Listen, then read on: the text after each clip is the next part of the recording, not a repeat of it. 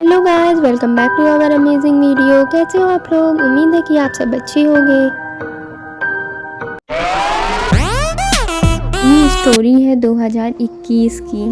पायल, शौम्या और कृतिका की स्कूल की पढ़ाई कंप्लीट हो गई थी। अब इन्हें आगे की पढ़ाई करने के लिए कॉलेज जाना था, जहाँ इन लोग सोच रही थी कि ये अपनी मेमोरीज बनाएंगी और अच्छी अच्छी यादों का कलेक्शन करेंगी।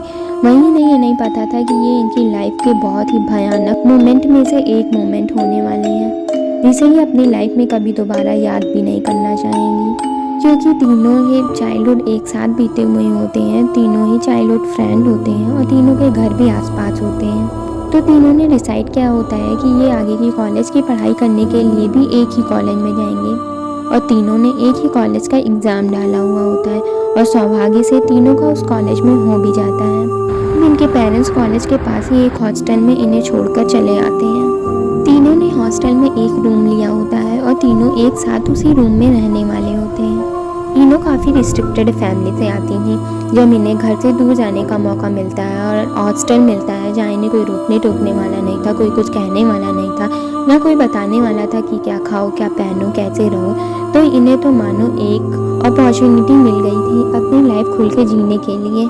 इन्हें तो मानो ऐसा लग रहा था कि इन्हें फ्रीडम मिल गई हो। अब तीनों ने ये डिसाइड किया होता है कि अब ये नई जगह पर आ गए हैं तो यहाँ पे ये मौज मस्ती भी करेंगे, लेकिन उसके साथ साथ पढ़ाई भी करेंगे। ये जिस हॉस्टल में रहती होती हैं वहाँ पे टोटल 20 लड़कियाँ और रहती हैं। तो जितने भी लोग होते हैं उन्होंने सबने ये डिसाइड किया था कि कॉलेज जाने से पहले ये सब आपस में बातें करके एक दूसरे का इंट्रोडक्शन ले लेंगे, जिससे कि इन्हें थोड़ी जान पहचान एक दूसरे से बन जाए। तो वार्डन के सोने के बाद इन्होंने एक छोटी सी गेट टुगेदर पार्टी रखी हुई होती है, जिसके लिए ये सभी छत पे इकट्ठे होते हैं। तो वार्डन के सोने के बाद सब जैसा कि डिसाइड हुआ रहता है एक साथ छत पे इकट्ठे हो जाते हैं।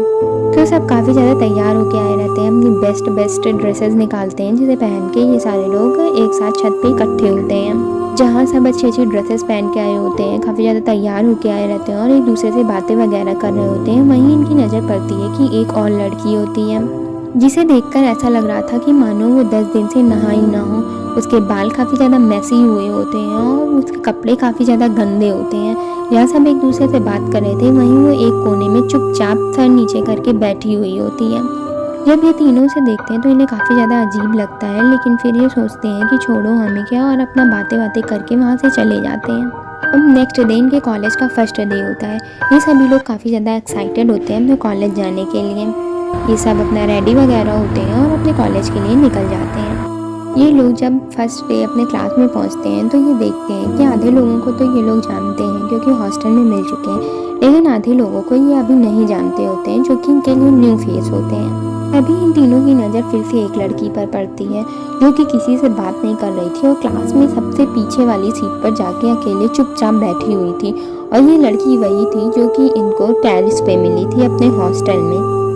वो अभी भी अपने मैसी हेयर के साथ और गंदी ड्रेस पहनकर ही आई हुई थी और चुपचाप अपना साइड में बैठी हुई थी। अब टाइम बीतता है और क्लासेस ख़त्म हो जाती हैं। अब सब अपना बैग पैक करके अपने अपने घर वापस जा रहे हुए होते हैं। तभी इनकी नज़र वापस से उस लड़की पर पड़ती है जो कि पीछे चुपचाप बैठी हुई होती है। ये देखते हैं कि वो अभी उठ ही नहीं रही है। ऑलमोस्ट क्लास खाली हो चुकी हुई होती है, लेकिन वो लड़की अभी ना अपना बैग सही कर रही हुई होती है और ना ही उठ रही हुई होती है। तो ये तीनों डिसाइड करते हैं कि वो उससे जाकर बातें करने का ट्राई करेंगे।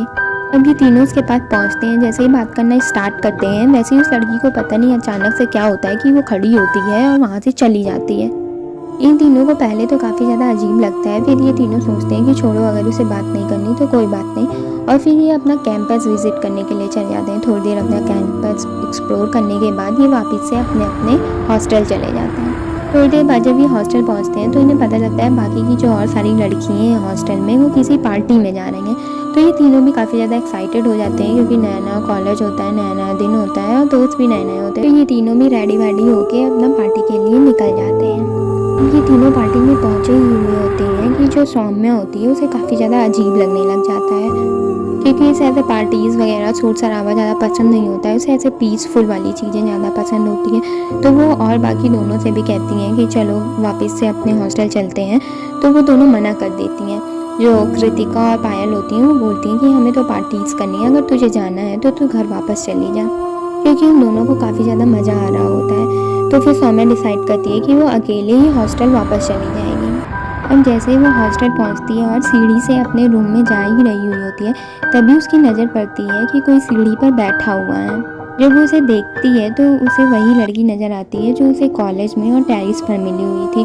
वो वैसे ही अपना सर नीचे किए हुए, बाल को लटकाए हुए बैठी हुई होती है। तो सौम्या को ऐसा लगता है कि शायद इसलिए किसी ने पार्टी ने बुलाया नहीं, इसलिए यहाँ पे सैड बैठी हुई है। तो सौम्या अब उसके पास जाती है बात करने के लिए, कि पूछने के लिए, क्योंकि और बाकी तो हॉस्टल में कोई होता नहीं है और पूरा हॉस्टल खाली होता है सिवाय सौम्या और उस लड़की के। जैसे ही सौम्या उससे बात करने का ट्राई करती है, वो लड़की सौम्या के मुंह पे डोर को बंद कर देती है और अपने रूम में भाग जाती है। अब सौम्या को काफ़ी ज़्यादा अजीब लगता है, फिर भी वो ये सोचती है कि इसे बात नहीं करनी होगी और वो अपने रूम में वापस चली जाती है। सौम्या को लगने लग जाता है कि वो लड़की शायद थोड़ी पागल है और वो यही सब सोच के अपना चेंज वेंज करती है। जैसे ही वो बेड पे बैठती है वैसे ही उसे एक फ़ोन की रिंग सुनाई देती है। वो देखती है कि पायल अपना फ़ोन यहीं पर भूल गई है और उसके फ़ोन पर उसकी मॉम का कॉल आ रहा है। अब सौम्या उसकी मॉम का कॉल उठाती है तो उधर से उसकी मॉम पूछती है कि पायल कहाँ है। तो सौम्या को ऐसा लगता है कि अगर वो बोल देगी कि लेट नाइट पार्टी वगैरह में गई हुई है तो पायल को काफ़ी ज़्यादा डांट पड़ेगी, जिसकी वजह से वो झूठ बोल देती है कि पायल अभी वॉशरूम गई है, जब वो बाहर आएगी तो वो उसके बात करवा देगी। वो ऐसा बहाना करने के बाद कॉल कट कर देती है। जैसे उसने कॉल कट करके रखा ही हुआ होता है तभी उसके डोर पे नॉक होती है। अब वो डोर ओपन करने के लिए जाती है। जैसे वो डोर ओपन करती है वैसे ही उसे दिखाई देती है वही लड़की जो अभी कुछ देर पहले उसे सीढ़ी पर मिली थी और वो पूरा डोर से सटी हुई होती है। हमें जैसे ही डोर ओपन करती है वैसे वो डर जाती है क्योंकि सामने उसका फेस आ जाता है और वो एक क्रीपी स्माइल कर रही हुई होती है सौम्या को देखकर। सौम्या को ऐसे तो काफ़ी ज़्यादा डर लग रहा होता है और अजीब लग रहा होता है, फिर भी वो हिम्मत करके उस लड़की से पूछती है कि उसे क्या चाहिए, लेकिन वो लड़की फिर भी सौम्या को कोई जवाब नहीं देती और अपनी अजीब सी क्रीपी स्माइल से और घूर घूर कर सौम्या को ही देखे जा रही हुई होती है। सौम्या को काफ़ी ज़्यादा डर लगने लग जाता है और वो डोर बंद कर देती है और अपने बेड पे आके वापस से बैठ जाती है। तभी वो अपने बेड पे बैठी हुई होती है कि अचानक से फिर से पायल के फ़ोन पर कॉल आने लग जाती है और फिर वो देखती है तो उसकी मॉम की ये कॉल होती है। फिर से जैसे ही वो कॉल उठाती है वैसे उसे काफ़ी ज़्यादा डांट पड़ने लग जाती है। उधर से उसकी मॉम चिल्लाती हैं कि तुम मुझे झूठ बोल रही थी, वो दोनों तो वहाँ पार्टीज़ कर रही हैं, रात में घूम रही हैं और तुम मुझे झूठ बोल रही थी कि वो वॉशरूम गई हैं। उसे काफ़ी ज़्यादा चिल्लाने और सुनाने के बाद उसकी मॉम कॉल कट कर देती हैं। सौम्या को काफ़ी ज़्यादा अजीब लग रहा होता है और वो ये सोचती है कि हो सकता है कि उसकी मम्मा की कॉल कृतिका के फ़ोन पर गई हो और उन्होंने सारी चीज़ें बता दी हो। वो ये सब सोच ही रही होती है कि डोर पर फिर से नॉक आती है और अब सौम्या को लगने लग जाता है कि वापिस से क्या वही लड़की आई है। तभी उसे बाहर से कृतिका और पायल की आवाज़ सुनाई देती है और उसे पता चल जाता है कि ये दोनों पार्टी करके वापस आ चुकी हैं। वो दोनों तो काफ़ी अच्छे मूड में होती हैं, लेकिन जब वो सौम्या को देखती हैं तो उसका मुंह काफ़ी ज़्यादा बना हुआ होता है। तो ये दोनों पूछती हैं कि अरे सौम्या तुझे क्या हो गया। तो सौम्या बताती है कि जो लड़की हम लोग को कॉलेज में मिली थी और उस दिन टेरेस पे मिली थी, वो लड़की फिर से मुझे मिली थी, यहाँ आई थी और काफ़ी ज़्यादा क्रिपी स्माइल कर रही थी। वो सारी चीज़ें उन्हें बताती हैं। तो ये दोनों बोलने लग जाती हैं कि अरे उसका नाम तो बबीता है। अब सौम्या उनसे पूछती है कि तुझे कैसे उसका नाम पता चला। तो ये दोनों बताती हैं कि तेरे जाने के बाद वो पार्टी में आई थी और काफ़ी ज़्यादा तैयार वैयार होके आई थी और अच्छे सा कपड़ा भी पहन कर आई थी और हम लोग के साथ काफ़ी ज़्यादा उसने पार्टी में एंजॉय भी किया। सौम्या ये सब सोच ही रही होती है कि अगर वो लड़की पार्टी में गई थी तो फिर यहाँ पर जो आई थी वो कौन थी, ये सब सोच ही रही हुई होती है कि वापस से पायल के फ़ोन पे उसकी मॉम का कॉल आता है। अब पायल जैसे ही फ़ोन उठाती है वैसे ही उसकी माँ उसके ऊपर काफ़ी ज़्यादा चिल्लाने लग जाती है कि तू पार्टी करने गई है ऐसा वैसा, और काफ़ी ज़्यादा सुनाने और डांटने के बाद फ़ोन कट कर देती है। पायल को काफ़ी ज़्यादा गुस्सा आने लगता है कि सौम्या ने उसकी मम्मी को सारी चीज़ें बता दी। वो सौम्या से लड़ने लग जाती है तो सौम्या बताती है कि उसने उसकी मम्मी को कुछ नहीं बताया, उल्टा तो वो उसे छिपाने की कोशिश कर रही थी और उसे भी डांट पड़ी है। दोनों लड़ ही रहे होते हैं कि अचानक से कृतिका के भी फ़ोन पर उसकी मॉम को कॉल आने लग जाता है। कृतिका जैसे ही फ़ोन उठाती है वैसे उसकी माँ भी उसे काफ़ी ज़्यादा चिल्लाने लग जाती हैं कि तू दोनों घूम रही थी, पार्टी कर रही थी, हमें सौम्या ने बताया कि तू लेट नाइट पार्टी कर रही थी वगैरह। अब जैसे ही कृतिका और पायल ये सुनती हैं कि सौम्या ने उनकी मम्मी को ये सारी चीज़ें बताई हैं, अब ये तीनों की और भी ज़्यादा लड़ाई होने लग जाती हैं। तीनों की फाइट होने लगती है। पायल बोलती है कि पहले तूने मेरी मम्मा को बताया और उसके बाद तूने कृतिका की भी मम्मा को फ़ोन करके बता दिया। इन तीनों की फाइट हो ही रही होती है कि इतने में फिर से कोई डोर नॉक करता है। जब इन लोग डोर ओपन करते हैं तो देखते हैं कि सामने बबीता खड़ी हुई होती है। जो बबीता का रूम होता है वो इनके रूम के जस्ट नीचे वाला रूम होता है। बबीता बताती है कि उसे बाहर से लड़ने की आवाज़ें आ रही थी, इसलिए वो आई है पूछने कि आखिर हुआ क्या है। तो फिर बबीता को जो कृतिका और पायल होती है सारी चीज़ें बता देती है कि ऐसे कि मम्मा के पास कॉल वॉल करके सारी चीज़ें बता दी।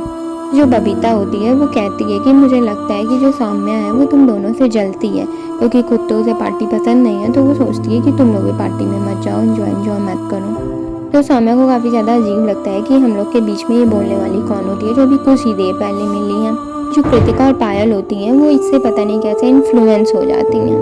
बाद बबीता बोलती है कि आप लोग ऐसा करो कि मेरे साथ शिफ्ट हो जाओ, क्योंकि अगर इसके साथ रहोगे तो ये फिर से ऐसे प्रॉब्लम क्रिएट करती रहेगी। और पता नहीं कैसे इन दोनों लड़कियों को क्या हो जाता है कि वो बबीता के साथ उसके रूम में शिफ्ट हो जाती हैं। और जो सौम्या है अब वो पूरे रूम में अकेले रह गई हैं। सौम्या को काफ़ी ज़्यादा गुस्सा आ रहा होता है, रोना भी आ रहा होता है कि उसके बचपन के दोस्त ने उस पर बिलीव नहीं किया और कल की आई हुई लड़की पे बिलीव करके उसे छोड़कर यहाँ पर अकेले चले गए। उसे काफ़ी ज़्यादा बुरा और गुस्सा तो लग रहा होता है, लेकिन फिर वो सोचती है कि जो होना है होने दो, जब मैंने कुछ गलत नहीं किया तो नहीं किया, और वो फिर अपने रूम में सो जाती है।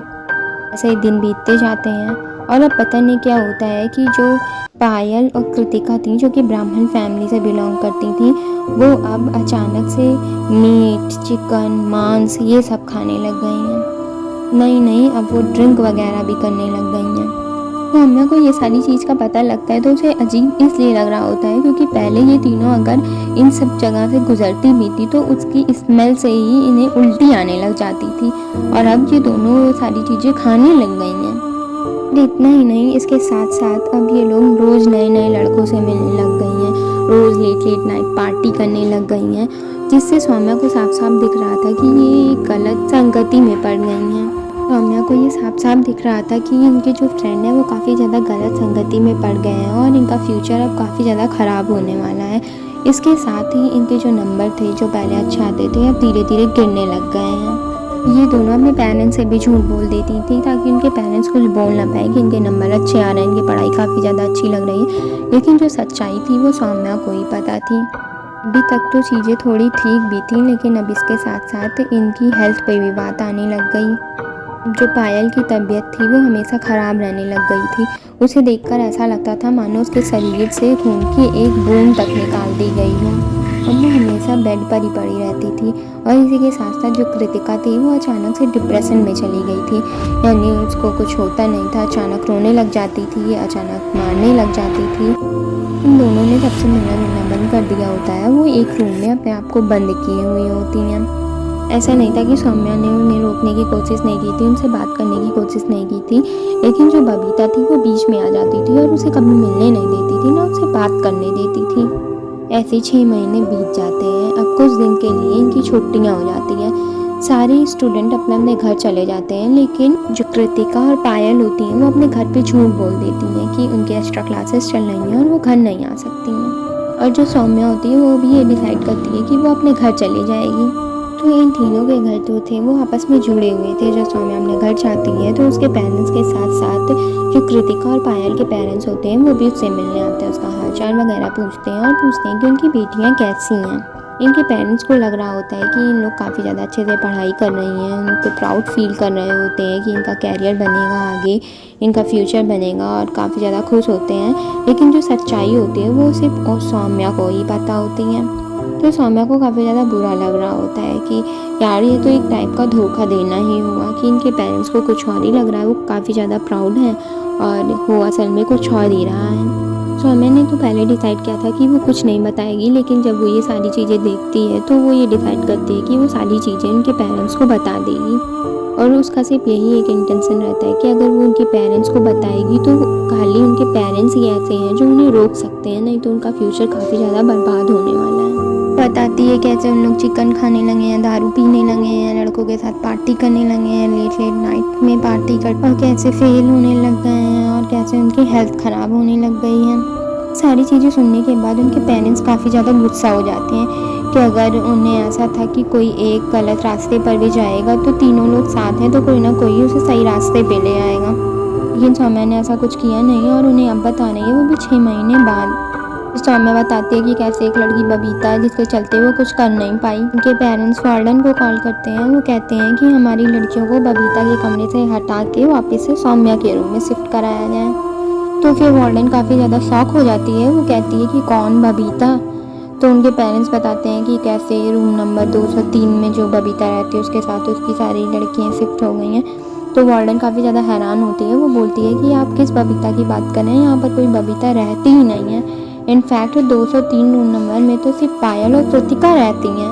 बबीता नाम की तो कोई लड़की पूरे हॉस्टल में ही नहीं है।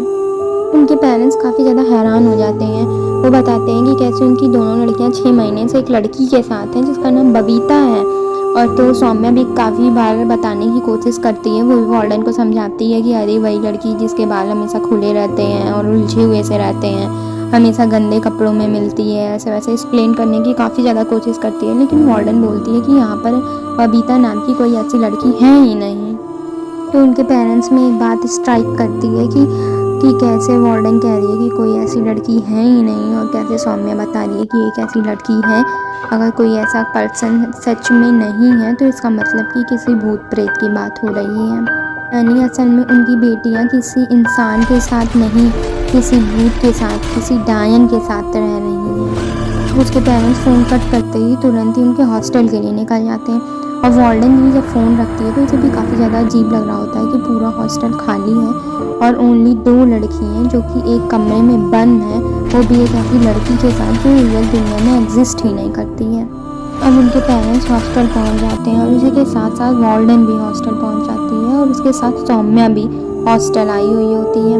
तो वहाँ पे जाने के बाद इन लोगों ने जो एक्सपेक्ट किया था उससे भी बहुत बुरी हालत में वो दोनों लड़कियाँ होती हैं। वो दोनों लड़कियाँ थीं, वो एक कोने में बैठ के कच्चा मांस खा रही थीं। जैसे वो अपने पेरेंट्स को देखती हैं वैसे ही वो डर के एक कोने में जाके खड़ी हो जाती हैं। तो जो पायल होती है वो जैसे ही अपने पेरेंट्स को सामने देखती है वैसे उनके ऊपर हमला कर देती है। उन्हें मारने के लिए उनकी तरफ दौड़ पड़ती है। जो पायल के पेरेंट्स होते हैं वो पंडित होते हैं, उन्हें सब चीज़ के बारे में अच्छा खासा ज्ञान होता है, तो उन्हें पता होता है कि उन्हें क्या करना है। और वहीं दूसरी तरफ जो कृतिका होती है वो एक खिड़की पर खड़ी हो जाती है और वो धमकी देने लगती है कि अगर उन लोग पास आए तो वो यहाँ से कूद जाएगी। पायल जैसे ही उन लोगों के करीब पहुँचती है वैसे ही वार्डन और जो बाकी सब लोग होते हैं वो उसे पकड़ लेते हैं और जो पायल के पापा होते हैं वो पायल के माथे पे भभूत रगड़ देते हैं और ऐसा होते ही पायल चिल्लाकर बेहोश हो जाती है। और दूसरी तरफ कृतिका जो अभी भी खिड़की पर खड़ी हुई होती है वो अभी भी यही धमकी दे रही होती है, अगर उसके पास कोई आया तो वो वहाँ से कूद जाएगी। पायल के पापा होते हैं वो अपने बैग से गंगा जल की बोतल निकालते हैं और कृतिका पर छिड़क देते हैं। गंगा जल पड़ते ही कृतिका काफ़ी ज़ोर ज़ोर से चिल्लाने लग जाती है। ऐसा उसे देखने पर लग रहा हो जैसे कि उसका शरीर जल रहा हो और बाकी सारे लोग फिर कृतिका को नीचे उतार लेते हैं। कृतिका के नीचे उतरते ही वो भी बेहोश हो जाती है। अब दोनों को बेहोशी की हालत में घर वापस लेकर आया जाता है। ये पायल के दादा होते हैं वो काफ़ी प्रसिद्ध पंडित होते हैं और उन्हें इन सब चीज़ के बारे में बहुत अच्छे से पता होता है, तो वो पहले से ही इन लोग के आने के पहले से ही सारी तैयारी करके रखे हुए होते हैं। तो जैसे ही इन लोग पहुँचती हैं वैसे ही पूजा स्टार्ट हो जाती है। जो कृतिका और पायल होती हैं उन्हें एक जगह लिटा दिया जाता है और उधर यज्ञ वगैरह और पूजा वगैरह शुरू हो जाती है। ये दोनों अभी भी बेहोश होती हैं। पूजा खत्म होने के बाद दोनों को गंगा जल पिलाया जाता है। गंगा जल पीते ही इन लोगों को धीरे धीरे होश आने लगता है। इन दोनों के हाथ पर पवित्र धागे बांध दिए जाते हैं। अब इन दोनों को होश आने के बाद इन्हें कुछ भी याद नहीं होता कि इनके साथ हुआ क्या है और न इन्हें ये याद होता है कि इससे पहले इनके साथ क्या क्या हो रहा था। उधर वार्डन जो कि काफ़ी ज़्यादा परेशान थी वो भी ये पता लगाने की कोशिश कर रही थी कि आखिर उस रूम नंबर 203 में ऐसा क्या था, वो इन 2 बच्चियों के साथ ऐसा हो गया। ये नई नई आई थी तो जो पुरानी वार्डन थी उसे जल्दी में कहीं जाना था तो उसने कुछ ज़्यादा बताया नहीं था और तुरंत ही चली गई थी। ये पुरानी वार्डन को कॉल करने लग जाती है। पुरानी वार्डन को काफ़ी बार कॉल करने के बाद जब वो उठाती हैं और उससे पूछती है कि आखिर 203 रूम नंबर का क्या सीन है, तो वो वार्डन काफ़ी ज़्यादा आनाकानी करने लगती है और बताती नहीं है। फिर काफ़ी ज़्यादा फोर्स करने के बाद और सारी चीज़ें बताने के बाद वो वार्डन बताती है कि उस 203 रूम नंबर पे 1 साल पहले एक लड़की ने सुसाइड कर लिया था। उसने किसी को कुछ भी नहीं बताया और उसने अपनी जॉब चेंज कर दी क्योंकि उसे बताने के लिए मना कर दिया गया था। इतना कहने के बाद उसने फ़ोन कट कर दिया। अब वार्डन ने पायल के पापा के पास कॉल किया। पायल के पापा ने जैसे कॉल उठाया, वार्डन ने उन्हें सारी चीज़ें बता दी। अब उनके पेरेंट्स को सारी चीज़ें समझ आ जाती हैं कि आखिर उन लोग के साथ ऐसा हुआ क्या था और क्यों हुआ था। लेकिन इन्हें ये नहीं समझ आ रहा होता है कि अगर तीनों लड़कियां एक ही साथ एक ही रूम में रह रही थी तो आखिर इन्हीं दोनों के साथ ऐसा क्यों हुआ और सौम्या के साथ ऐसा कुछ क्यों नहीं हुआ। तभी पायल के दादा की नज़र सौम्या की कलाई पर जाती है। तभी वो देखते हैं कि सौम्या ने अपनी कलाई पर भैरव बाबा का धागा पहना हुआ है और उन्हें सारी चीज़ें समझ आ जाती हैं कि सौम्या के उसी धागे की वजह से वो सौम्या के पास नहीं जा पा रही थी, ना उससे बात कर पा रही थी और उससे डर के भाग रही थी। और सौम्या के उसी भैरव बाबा जी के धागे की वजह से ही जो उसके आसपास रह रहे थे उसके साथ भी वो कुछ नहीं कर पा रही थी। इसी वजह से उसने धोखे से इन लोगों की फाइट करवाई और इन्हें अलग कर दिया ताकि वो उन दोनों के ऊपर हावी हो सके। अब सबको सारी चीज़ें समझ में आ गई थी। अब ऐसे ही कुछ दिन बीत जाता है। अब पायल और कृतिका की तबीयत थोड़ी थोड़ी ठीक होने लग जाती है। अब उन्हें ऐसा देखने से लग रहा था कि वो पॉजिटिव नहीं है। इनके पेरेंट्स डिसाइड करते हैं कि अब ये किसी हॉस्टल में नहीं रहेंगी और ये घर से ही अपने कॉलेज जाएंगी और वहीं से वापस चली आएंगी। इतनी सारी चीज़ें हो चुकी हुई होती हैं कि सौम्या को भी अब हॉस्टल जाने का मन नहीं करता है। अब ये तीनों ही डिसाइड करती हैं कि ये घर से कॉलेज जाएंगी और कॉलेज से घर आएंगी। जो कृतिका और पायल होती हैं वो सौम्या से माफ़ी मांगती हैं कि उन्हें उस पर बिलीव करना चाहिए था और उसे झगड़ा नहीं करना था और उसे छोड़ कर भी नहीं जाना चाहिए था। सौम्या होती है उसे भी सारी चीज़ें समझ में आ गई थी कि ये दोनों जो भी कुछ कर रही थी वो किसी से पॉजेस्ड होकर कर रही थी, उनसे करवाया जा रहा था। ये सारी चीज़ें ये खुद से नहीं कर रही थी, इसलिए वो भी इन्हें माफ़ कर देती है। अब तीनों काफ़ी अच्छे फ्रेंड वापस से बन जाते हैं और साथ ही कॉलेज आते हैं और कॉलेज से घर भी जाते हैं। उधर अब वार्डन को भी सारी चीज़ें पता चल गई रहती हैं कि उस रूम नंबर 203 में कुछ तो है जो लोगों को परेशान करेगा, जिसकी वजह से वो 203 रूम नंबर में ताला लगवा देती है और वो वाला रूम किसी को भी नहीं देती है। उसने हॉस्टल में भी सबको बता दिया होता है कि 203 रूम नंबर के आसपास कोई भी नहीं जाएगा और अगर उन्हें भी कोई ऐसी अजीब और स्ट्रेंज लड़की दिखाई देती है जो कि इस हॉस्टल की मेंबर नहीं है तो वो तुरंत वार्डन को बताएंगे। वार्डन चाहती तो वो भी इस जॉब को छोड़ के किसी और जॉब में जा सकती थी, लेकिन वो इन सभी बच्चों को अपने बच्चों के जैसे मानती थी, इसलिए उसे ऐसा लगा कि उनकी सेफ्टी का जो भी रिस्पॉन्सिबिलिटी उसी की है। तो गाइस ये थी आज की स्टोरी। आई होप आपको पसंद आई हो। ऐसी इंटरेस्टिंग वीडियो देखने के लिए आप मेरे चैनल को जल्दी से सब्सक्राइब कर लीजिए, लाइक कर दीजिए, कमेंट कर दीजिए और अपने दोस्तों के साथ शेयर करना मत भूलिएगा। बाय बाय गाइस, मिलते हैं नेक्स्ट वीडियो में।